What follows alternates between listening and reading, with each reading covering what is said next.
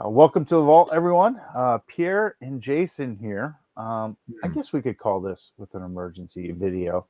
Yeah. We've been getting a lot of questions around hooks, so we're here to talk about it. Pierre, take it away.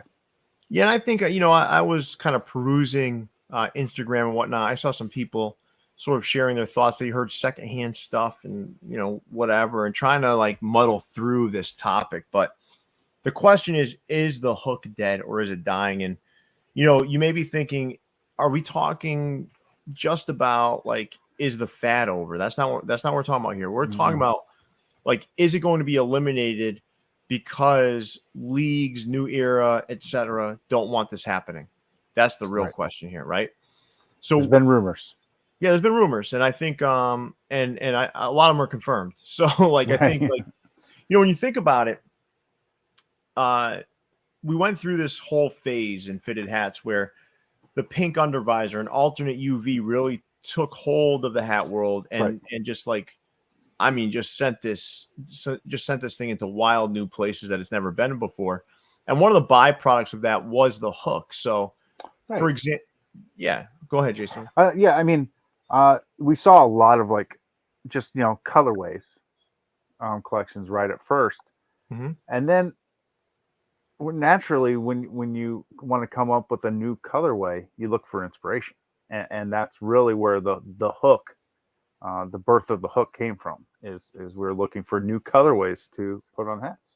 Yeah, and I also think storytelling. So I do think Yeah. like people wanted to be able to connect this stuff to things outside of the sports world, Right. because I think we saw a lot of folks introduced to hats that weren't even sports fans because it became a fashion staple. Hmm. People didn't necessarily care about the team that was associated with the hat that they were Right. wearing, and then it led to this place, this natural place of trying to connect it, to things outside of the sports world. And to be frank with you, I mean Nike SB like dunks for many years have been associated or connected to things that they weren't necessarily legit Right. collaborations around. It's just the Right. way it was. I mean, yeah, there's plenty of dunks that have been given names that weren't a part of an Right. official collaboration. And when you start to see that and understand there's legal implications to this sort of thing, For right? sure.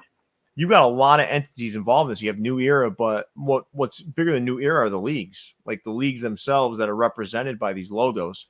Right. And in a they lot of actually cases, they actually yeah, own the rights to the logos, right, and yeah, allow New Era and the stores to use them.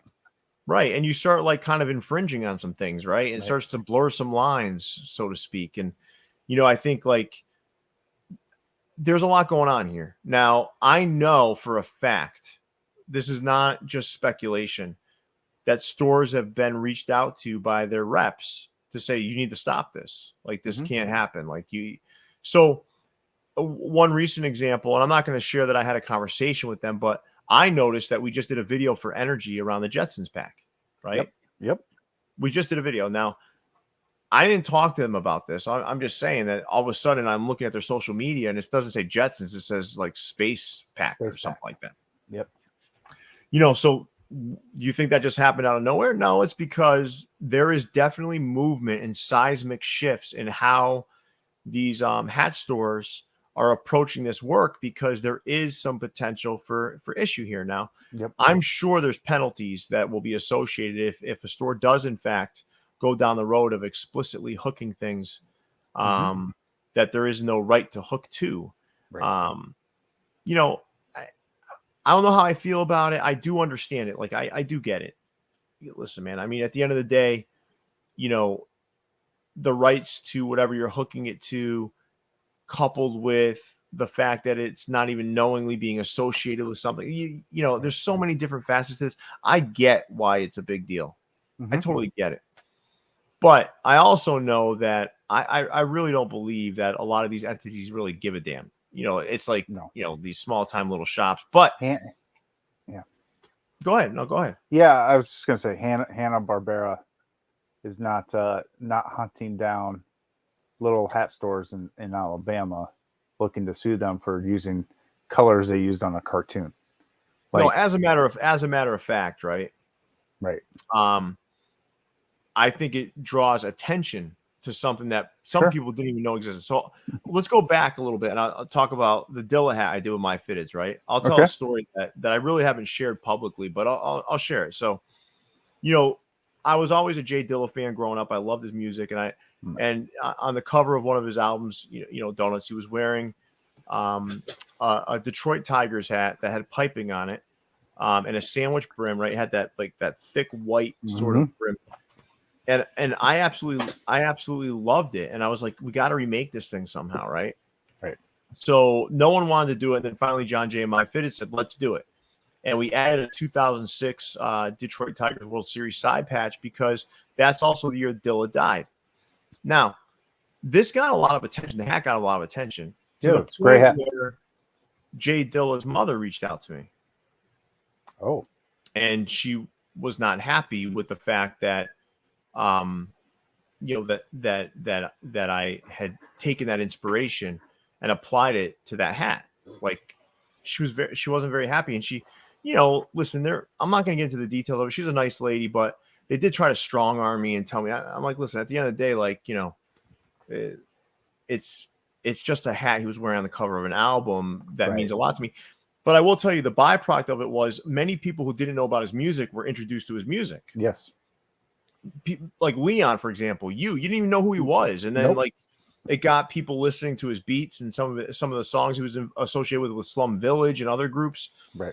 And the byproduct was actually pretty strong, right? Yes. And the way I disengaged from the conversation was I asked them if they had New Era's approval to put that hat on the cover of their album, and then they left me alone because this is how the world works, right? It's like, there's so much litigious sort of behavior going on. Like you're battling back and forth. Right. And I meant no harm, but that kind of encapsulates some of the issues that you could potentially have in these spaces. Absolutely. I mean, because you're in a space where someone's very territorial about something, an entity, a logo, whatever it is. And, you start to blur some lines. Right. Intellectual property, copyrights, trademarks. Jay Dilla is just, it's not only just a rap name. I'm sure it was incorporated or trademarked or something like that. Donuts definitely was. No music label is going to ever release an album without trademarking the title, getting copyrights for whatever. And the issue itself, I don't think, was the actual hat. Because at the end of the day, it's just a hat, right? But it is using that name, image, likeness, if you will, associated with the hat to sell a hat. And that's where, and that's basically where a lot of the issues are coming down to, is whether they're willingly doing it or not, they are infringing on intellectual property rights. Yeah, listen, there's no doubt about it. I think this is stuff that's blurring a lot of lines and creating some angst, right? Now, there's not a whole lot of stuff that's happened that stemmed from this. Honestly, like real legit stuff where like a vendor's been sued or anything like that. It's not like that. This is more like understanding what could be around the corner and how do we make sure that we're minimizing potential liability for New Era, for the leagues, for all this sort of all of these things, right? Right. But is the hook dead? No. I don't believe it's dead. I don't believe it. I think people are just going to be more savvy about how they do it. Maybe not share it and allow others to kind of figure it out. I'm going to give you an example, right? Now, I have a hat here that hasn't released yet from Sneaker Town. And I just got this in, I think it was yesterday. It's this one. Gorgeous hat. Right? So I'm looking at this hat, right? And there's nothing. They told me nothing. They're not going to say anything. They're not going to write anything. Nope. But this is a Chronic hook. Oh, Dr. Dre Chronic album. And it's probably the best one I've seen so far. It's right up there. Or perhaps second to the one that the Pro Image out in Colorado did. It's a top tier sort of hook, right? Yep.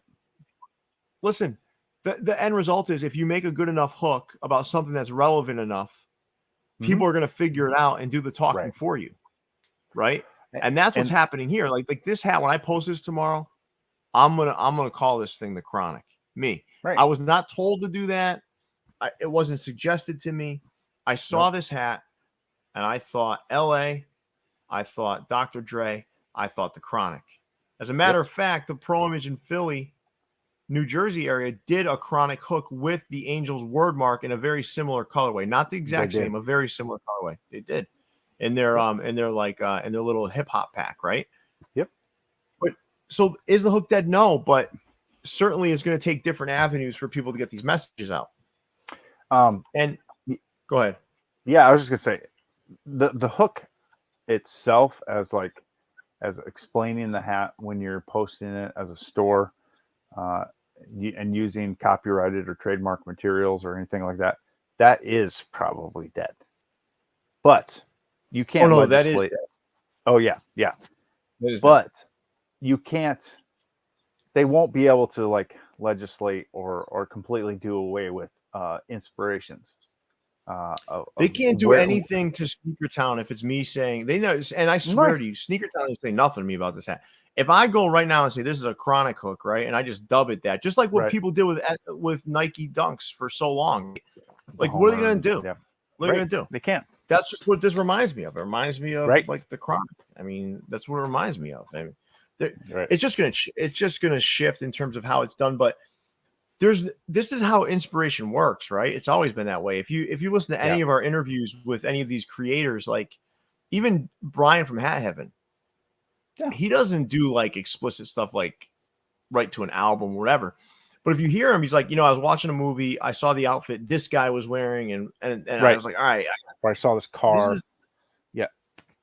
Right. Yeah. I mean that's kind of like where it's heading, I think, is to a more cryptic place, but certainly one where it still exists. Now, the hook is dead in certain ways, right? Like what you described. Yeah. You're not going to see an Instagram filled with inspiration posts by the company that's creating the hat, but you're certainly going to have a community of people that are identifying what hats are what, like they're going to try to figure it out. Like, I mean, there's so many of those out there. You have that now with stores that don't even give out, names or inspirations or anything like that. People name the hats all the time.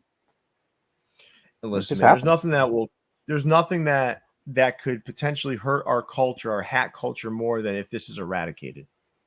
Right. And I don't see possibly how it ever could be, because nobody knows where you got your ideas for the colors and logos and whatever you're using. There's no way there's no way to really prove it unless you advertise it yourself. Right. Because I mean, you can't pull in copyrighted material and place it on a hat. That's just not. No, you can't. You can't do that. Well, outside of the logos that are already on there. Right. But you get permission to actually use those. Right.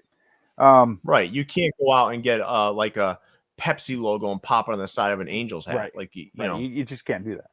But you could look at a Pepsi can and say, I like those colors, I'm going to make a hat, and maybe use a Phillies or a Pirates logo, and nobody can tell you not to do that. But they can tell you can't use a Pepsi can when you're selling said hat. And so that's right. You can't advertise it as right. But yeah, because you're not only opening up the store to litigation, you're opening up New Era to litigation. You're actually opening up the team in Major League Baseball. Well, you're also potentially ruining, you're potentially contributing to a weakened relationship between New Era and the leagues, because if New Era doesn't police it the right way and get this stuff in line, they could potentially harm their relationship with the leagues, and who knows what could happen if there's enough bad blood there. What could happen? Like the last thing any of us want to see is New Era losing the Major League Baseball contract. Could you imagine what that would be like? And I do understand where it's coming from, but I also know there's no way it's ending.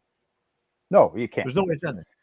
No, you can't. I mean, even when you paint your house, like you're looking at something else to get the inspiration for the color that you want to paint the wall in your bathroom. Like nobody can ever police that or prevent that from happening. No, and that goes back to we're being part of a selection committee in a design contest, right? Mhm. And so I'm seeing mock-ups. People are tagging me in mock-ups like all day long. Yeah, me too. And one little bit of advice I got to give to aspiring designers or store designers or whoever you are, if you're designing hats, whether you have a hook, an inspiration, a product that you're using to design your hat, you have to make the hat wearable. It could be an absolutely perfect hook, but it could be an ugly ass hat. So you got to make sure that you're not. You got to make sure that you're taking your inspiration, but also making something that people will wear and enjoy, even if you never said what that inspiration was, Yeah, I think that's another because way you're not going that to be could. able to. That's another thing that could potentially harm the hook is like if they're done too poorly. That's why you start to see some hook fatigue. I think what you're Right, touching upon here is outside of the litigious sort of right, components of the hook, just doing one ineffectively is another way to kind of create the death of the hook, right? right. But I think like John Jay is someone that can take some of the craziest stuff, right, and make Hmm. it wearable. Right, But you're right. There's a lot of that stuff out there. I do think that there's two ways that this could go in terms of if the hook does go away, it's the litigious route or the one where people get fatigued because the hats just don't look wearable. But at right. the end of the day, man, I think the hook is here to stay. The Oh hook yeah, is here to stay. It's just a matter of how the messaging gets out is going to be more community based. It's not going to be yep, business based, which I think is the right way to go anyway. I mean, yep. that's what happened with Nike Dunks, man. It wasn't Nike calling it this or that, unless it was an official collab. It wasn't Nike doing Right, that. It was sneakerheads. It was that's how it was, man. You right. create names for these things. Um, you know, and that's kind of where it's going to go. But I certainly do believe that there it needs to exist for the hat culture to continue to be as vibrant and fun and engaging as it is now. Right. It's just about evolving, I guess, is Yeah, the way I look at it. yeah, absolutely. Yeah. So, Jason, this was a great conversation. I'd love Mm. to hear what other people think. So, put your thoughts in the comments. Like, what do you think? Do you think the hook is dead? Do you feel like you're getting hook fatigue? Do you love the hook? Do you think it's a vital part of our community and creating this incredible engagement we have right now? Just share your thoughts. We'd love to hear about it in the Hmm. comments. And with that, Jason, take us away. Yeah, again, like reiterating what Pierre said, let us know your thoughts in the comments below. Please make sure you like, subscribe, and go to viewsfromthevault.com for all your merchandise needs. For Pierre, this is Jason, and Views from the Vault. We are signing out. See you, everybody. Peace.